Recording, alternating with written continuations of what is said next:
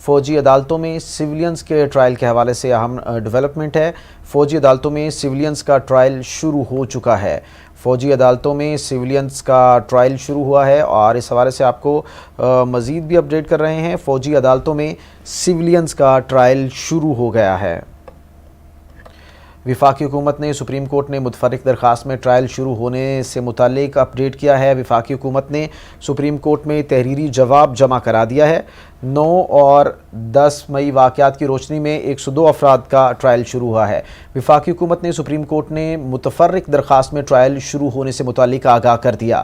9 اور 10 مئی واقعات کی روشنی میں 102 افراد گرفتار کیے گئے۔ وفاقی حکومت کی متفرق درخواست کے مطابق گرفتار افراد کے انصاف کے حق کے لیے فوجی عدالتوں میں ٹرائل شروع کیا گیا ہے۔ زیر حراست افراد کے مفاد کو مد نظر رکھتے ہوئے ٹرائل کیا جا رہا ہے۔ فوجی عدالتوں میں ٹرائل میں جو قصوروار ثابت نہیں ہوگا وہ بری ہو جائے گا۔ سپریم کورٹ کے 3 اگست کے حکم نامے کی روشنی میں عدالت کو ٹرائلز کے آغاز سے مطلع کیا جا رہا ہے۔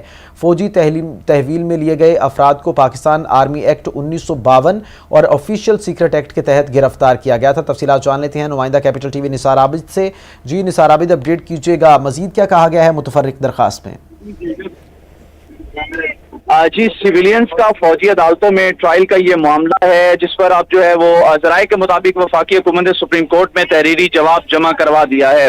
اب وفاقی حکومت نے سپریم کورٹ کو آگاہ کر دیا ہے کہ 9 مئی کے واقعات میں ملوث سویلینز کا ٹرائل جو ہے وہ شروع ہو چکا ہے۔ ذرائع کے مطابق تحریری جواب کے مطابق ملزمان کے مفادات کے تحت یہ ضروری ہے کہ ان کے ٹرائل کیے جائیں۔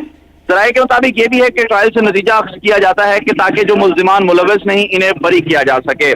تحریری جواب جمع کروایا گیا ہے۔ وفاقی حکومت نے سپریم کورٹ کے 3 اگست کے حکم کے جواب میں سپریم کورٹ میں اپنا تحریری جواب جمع کروا دیا ہے۔ وفاقی حکومت کے مطابق ملزمان کے ٹرائل سپریم کورٹ کی کارروائیوں کے نتیجے سے مشروط رہیں گے۔ تحریری جواب کے مطابق مجموعی طور پر 102 افراد کو فوجی تنصیبات پر حملوں میں ملوث ہونے کے الزام میں حراست میں لیا گیا ہے۔ زیر حراست افراد میں General Headquarters Rawalpindi corps commander house Lahore P A F base Mianwali پر حملہ کرنے کے ملزمان شامل ہیں۔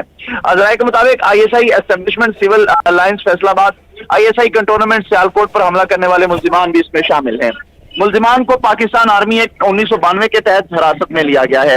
جسٹس اعجاز الحسن کی سربراہی میں 5 رکنی جج لارجسٹ بینچ کل فوجی عدالتوں میں ٹرائل کے خلاف درخواستوں کی سماعت کرے گا۔ گزشتہ سماعت پر اٹارنی جنرل نے سپریم کورٹ کو یقین دہانی کروائی تھی کہ عدالت کو آگاہ کیے بغیر ٹرائل شروع نہیں کیا جائے گا۔ اٹارنی جنرل کی یقین دہانی کو سپریم کورٹ نے 3 اگست کی سماعت کے تحریری حکم نامے میں شامل کیا تھا۔ جی شکریہ نثار عابد۔